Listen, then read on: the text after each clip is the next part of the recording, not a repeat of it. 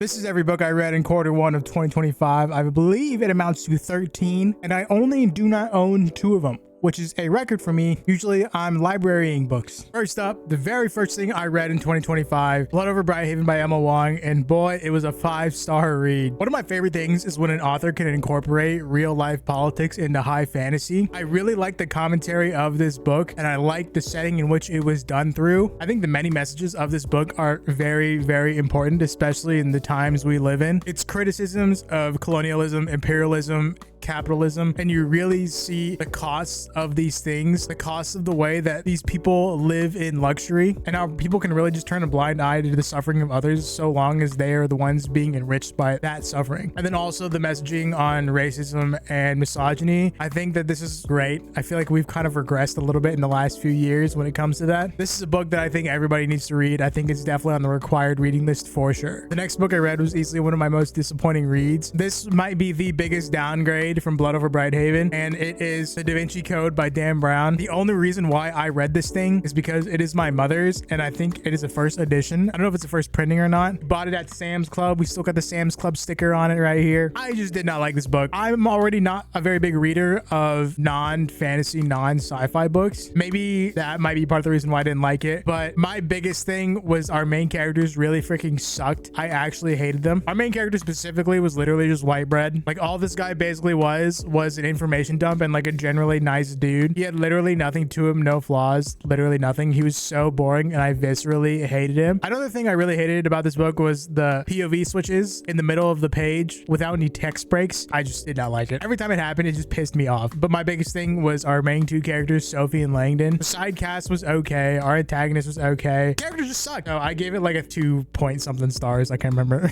Shit was ass. I'm probably not going to read another Dan Brown book. I have another one. Maybe I will read it. I don't know. Maybe I'll give him another chance. We'll see. I feel like this is one of those things where the movie's better than the book. Hot take. I haven't seen the movie. It's from the trailer.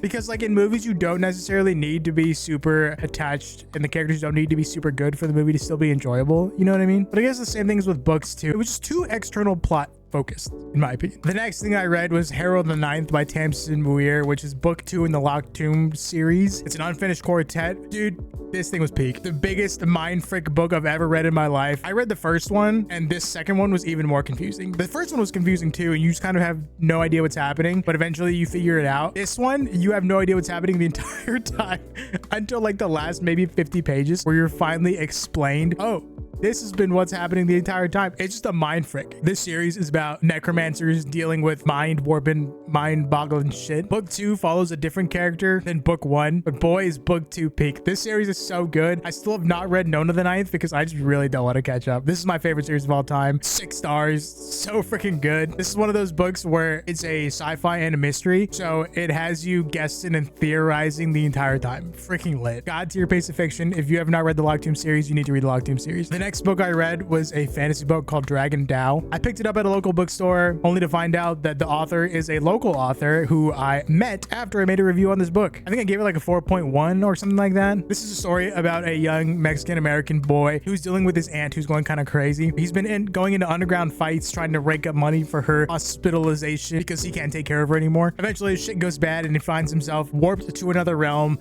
a realm of martial arts, and here he accidentally participates in an opening initiation ceremony for the biggest martial arts school in this realm, which he then passes and then manifests one of the most dangerous abilities that hasn't been seen in this realm in decades, called blue fire, and it's exactly what it sounds like. Luis kind of has to like figure out how to control his blue fire, which is not really that controllable, and then figure out how to get home, or if he even wants to get home to Earth, and go through his school days at this martial arts school in the process. This book is like Harry Potter plus martial arts. To perform spells, they do martial arts katas, and it's kind of aura. It was really good. I really did enjoy it. I really liked Cohen's character work. Every character has a very interesting, unique flaw to them, and a secretive past, and it made me really want to discover more about the characters. I thought the magic system was pretty cool. I wish it was explained a little bit more, kind of way more into the hard magic system direction, but it was banger. I've never seen a book with a Hispanic American main character before, a fantasy book specifically, and I was like, damn, that's literally me. That's crazy. So I was really happy to read this and see some representation in it, and I hope we get to see more in the future. The next thing I read was Assassin's Apprentice by Robin Hobb. This was my start of my Realm of the Elderlings journey, and this book was good. It was just kind kind of like boring at times. I still really enjoyed myself. I really enjoyed our characters a lot. And if it not for our characters, I probably would have DNF'd it. I'm not gonna lie. I was really attached to them pretty quickly within like 200 pages. And so the kind of lack of external plot didn't really bother me all that much. But I mean, if you've somehow not heard of this book, it's exactly what it sounds like. What the titles makes it seem like. Our main character Fitz, he's a bastard son to a prince. He gets taken in by the kingdom and the king raises him to be an assassin. So this first book is him as an apprentice to a man named Shade. One thing that caught me off guard was this is not Assassins like as I think about it, like, you know, Dishonored or Assassin's Creed or something like that. This was very much political maneuvering and assassinating in probably a more realistic way. The magic system in this is very interesting too. It's called the skill, and then there's another like counterpart to the magic system. It's another magic system kind of, maybe. I don't really know yet if they're like two halves of the same thing or they're separate, but it's called the wit. You know, just seeing somebody use the skill. See, reading that, I was like, damn, this is old. The skill, the wit. He's a skill user. He's skilling. In the year 2025 as an anime and manga fan. Interesting.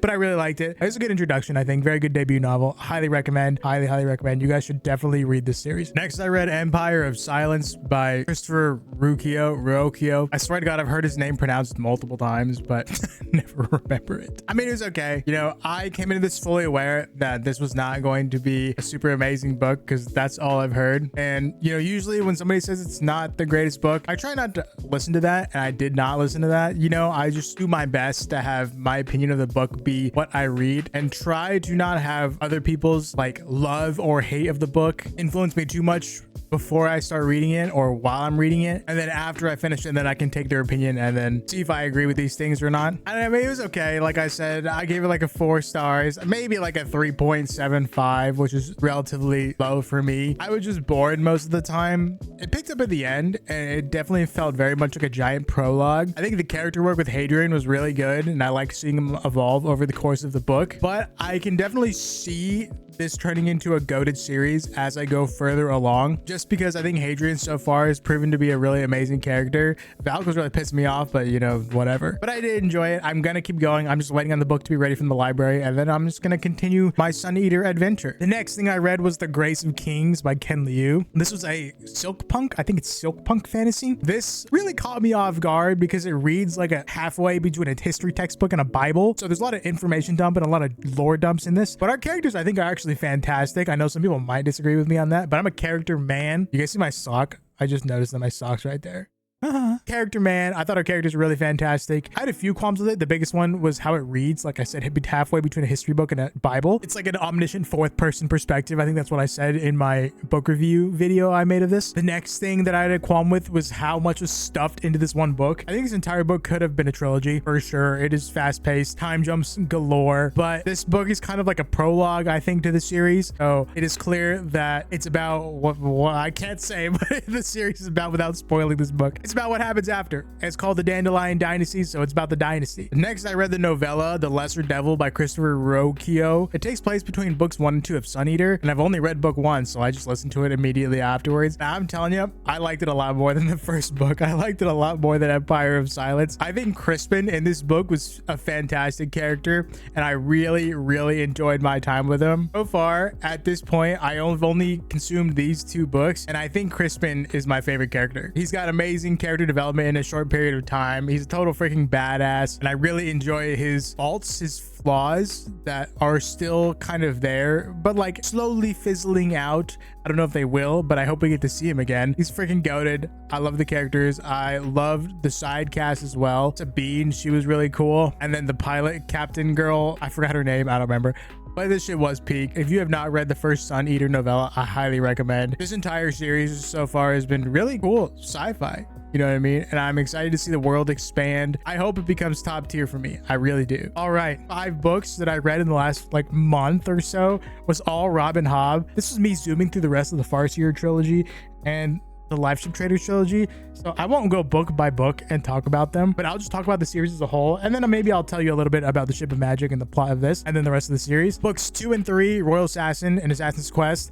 I actually didn't read this copy. I got a copy from the library, but I picked this one up at Barnes & Noble's. So I have the entire set in the OG artwork, bro. Is that not dope? Hell yeah, baby. I was so stoked. I'm so freaking happy. But I just made a review on this series in the last video. If you want to go check it out, it is spoiler free, so you can go watch that. But to talk about it, I mean, these two books were really a huge step up from the first one. I liked the first one, but this one, freaking balls to the wall, fantastic. And then this one, amazing. I think I like this one more, but still amazing. The conclusion was like very abrupt in my opinion, but I mean, crazy. Like, it's the character, guys. It really is the characters. I'm just so attached to our entire cast. I think that this is one of those series that if it had a live action adaptation, it would just go crazy. It would be the talk of the town. Guys, please read Robin Hobb. Please read Robin Hobb. This series is now in my top 10 favorite series of all time. It only gets better. Book 1, I think it was good. It can get a little bit boring at times. Book 2, it got a little bit boring sometimes as well, but like, it was so good. It was still so good. Book 3 also had the same problem, but it was still amazing. I don't know. Like, perfection has flaws.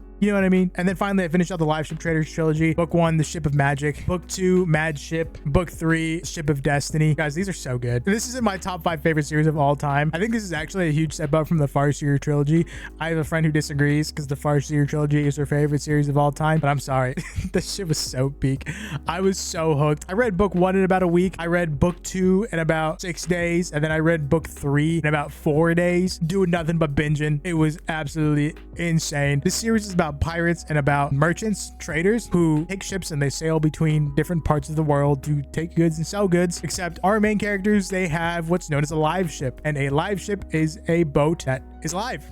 Its figurehead talks and moves and speaks and has emotions, has a personality. It can control its body, its ship to a certain extent, and it's about unraveling the mysteries of the live ships. A lot of family drama, a lot of politics, a lot of world politics, magic. It's so good. Dragons. Guys, check this out, please. I made a short form video a few days ago saying I only had 4 5-star reads of the entire year. Blood Over Brighthaven, Harrow the Ninth, Royal Assassin, Assassin's Quest, another 5-star read. Another 5-star read, another 5-star read. This entire series was nothing but 5-star reads. I might have to make a Live Ship Traders review, and I genuinely think it'll be the first review I make where the review is because I'm just so passionate and because I just love this series so much, not just to have something for content. And yeah, that's everything I read in the first quarter of 2025. It's April 14th when I'm recording this, but you know, that's only 2 weeks away from the first quarter. So the last 2 weeks, it doesn't even count, bro. It doesn't even count. It doesn't even count. Don't even freaking worry about it. Thank you so much for watching. I appreciate it. If you enjoyed this video, hit that like button, subscribe, check out my wish list, my sponsor, links in the description. Follow me on all my socials, and I will see you next time.